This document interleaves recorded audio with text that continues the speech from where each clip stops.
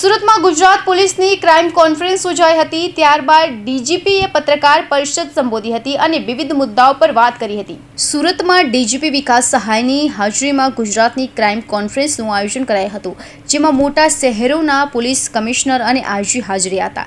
તો ક્રાઇમ કોન્ફરન્સમાં ગૃહ રાજ્યમંત્રી હર્ષ સંઘવી પણ ઉપસ્થિત રહ્યા હતા અને જણાવ્યું હતું કે ગુજરાત રાજ્યમાં ગંભીર પ્રકારના ગુનાઓ બને છે, જેમાં ડીવાયએસપી કક્ષાના અધિકારીઓ ઘટના સ્થળે જઈ તપાસ કરે છે। જે હવે એક નવી પહેલ તાજેતરમાં કરવામાં આવી છે, જ્યાં પોલીસ અધિકારીઓની કચેરીમાં ક્રાઇમ સીન મેનેજર નિમણૂક કરવામાં આવી રહ્યું છે। ગુનો કરનાર વ્યક્તિને તત્કાલીન સજા મળે તે માટે પ્રયાસ કરાય છે, તો વધુ અસરકારક અને પ્રજાલક્ષી કાર્યક્રમ થઈ શકે તે માટેનો પ્રયાસ પોલીસ કરી રહી છે।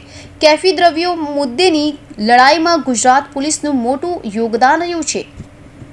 નાર્કોટિક્સની ચેલેન્જ અને પડકાર સામે અસરકારક કામગીરી ગુજરાત પોલીસ કરી રહી છે, જ્યારે મહિલાઓથી લઈ બાળકોની સુરક્ષા અંગે કામગીરી અને પોલીસ સ્ટેશનની કામગીરીમાં સુધારો લાવવાના પ્રયાસ કરાઈ રહ્યા છે। ગુજરાત પોલીસમાં એક ક્ષમતા રહેલી છે અને પોલીસ માટે અલગ અલગ પડકારો છે, જે પડકારોનો સામનો કરવા પોલીસ તૈયાર છે। છેલ્લા કેટલાક સમયથી ગુજરાત રાજ્યની પોલીસની જે કામગીરી છે એ કામગીરીમાં કઈ રીતે ઉત્તરોત્તર સુધારો થાય અને જે કામગીરી થઈ રહી છે એનો યોગ્ય રીતે એક સમીક્ષા થાય તે માટે દર મહિને એક ક્રાઇમ કોન્ફરન્સનું આયોજન કરવામાં આવે છે અને આ ક્રાઇમ કોન્ફરન્સમાં ગુજરાત રાજ્યના 4 પોલીસ કમિશનરેટના પોલીસ કમિશનરશ્રીઓ અને 9 રેન્જ વડાઓ તેમજ ગાંધીનગર પોલીસ ભવનના વરિષ્ઠ પોલીસ અધિકારીઓની એક દિવસીય ક્રાઇમ કોન્ફરન્સ રાખવામાં આવે છે અને ગુજરાત રાજ્યના અલગ અલગ શહેરોમાં દર મહિને ગુજરાત પોલીસના વરિષ્ઠ અધિકારીઓ મળતા હોય છે અને પોલીસની અલગ અલગ જે કામ કરવાની જે વિષયો છે એના ઉપર મંથન કરતા હોય છે, ચિંતા કરતા હોય છે।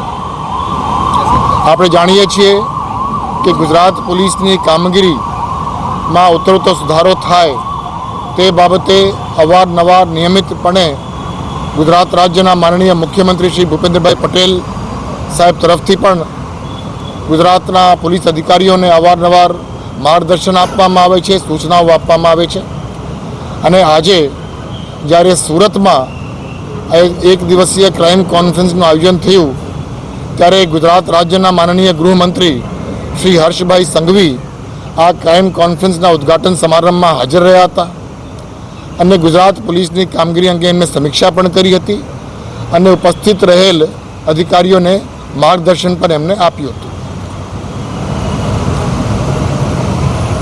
આજની ક્રાઇમ કોન્ફરન્સમાં ડિસેમ્બર 2024માં ગુજરાત રાજ્યના અલગ અલગ પોલીસ એકમોમાં જે કામગીરી થઈ છે અને આખા વર્ષ 2024 દરમિયાન જે કામગીરી થઈ છે એની સમીક્ષા કરવામાં આવી અને તમામ પોલીસ કમિશનર્સ અને તમામ રેન્જ વડાઓ તરફથી એમના કાર્યક્ષેત્રમાં જે કંઈ કામગીરી થઈ છે એ કામગીરી અંગે પ્રેઝન્ટેશન્સ એક પછી એક રજૂ કરવામાં આવ્યું અને એ પ્રેઝન્ટેશન્સમાં જે કંઈ વિષયો ઉપસ્થિત કરવામાં આવી તે બાબતે ચર્ચાઓ કરવામાં આવી અને ભવિષ્યમાં ગુજરાત પોલીસની કામગીરી કેમ વધુ અસરકારક બને, વધુ પરિણામલક્ષી બને, વધુ પ્રજાલક્ષી બને એ માટે કઈ કઈ કાર્યવાહી કરી શકાય એના માટે એક રોડ મેપ તૈયાર કરવા માટેનું પણ આજે કાર્યવાહી કરવામાં આવી। આપણે જાણીએ છીએ કે પોલીસની જે કામગીરી મુખ્ય જે કામગીરી છે એમાં સમાજના લોકોને એક સલામતી અને સુરક્ષાની એક પ્રતીતિ થાય તે મુજબ પોલીસ કામ કરે। પોલીસની અને ખાસ કરીને ગુજરાત પોલીસની જે કોમ્યુનિટી આઉટરીચ પ્રોગ્રામ્સ છે એ પ્રોગ્રામ્સની આજે આ ચર્ચા કરવામાં આવી। આપ સૌ જાણો છો કે ગુજરાત પોલીસનો કોમ્યુનિટી આઉટરીચ પ્રોગ્રામ્સ અંતર્ગત 3 મુખ્ય પાયાઓ છે। સર્વપ્રથમ આપણે વાત કરીએ તો ગુજરાત પોલીસનો એક ફ્લેગશિપ પ્રોગ્રામ છે, તમે સૌ જાણો જ છો, જેને આપણે કહીએ છીએ 13 તુજકો અર્પણ।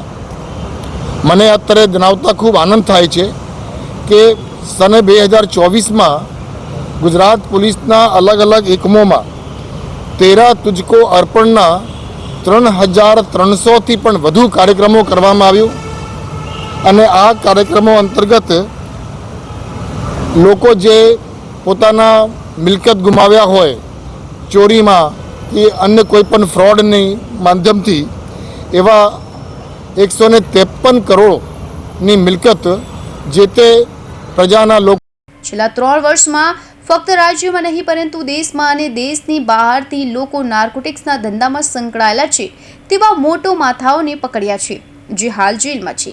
નાર્કોટિક્સમાં કોઈ પણ ગુના દાખલ થાય તેમાં ટોક ટુ વોટમ ટુ ટોક નીતિ પ્રમાણની તપાસ આ એક ચેલેન્જ છે અને નાર્કોટિક્સના અવેરનેસ લાવવા અલગ અલગ કાર્યક્રમો કરવામાં આવી રહ્યા છે. સાથે વરઘોડા અંગે નિવેદન આપતા જણાવ્યું હતું કે વરઘોડા શબ્દોનો પ્રયોગ ક્યારેય ગુજરાત પોલીસ કરતી નથી.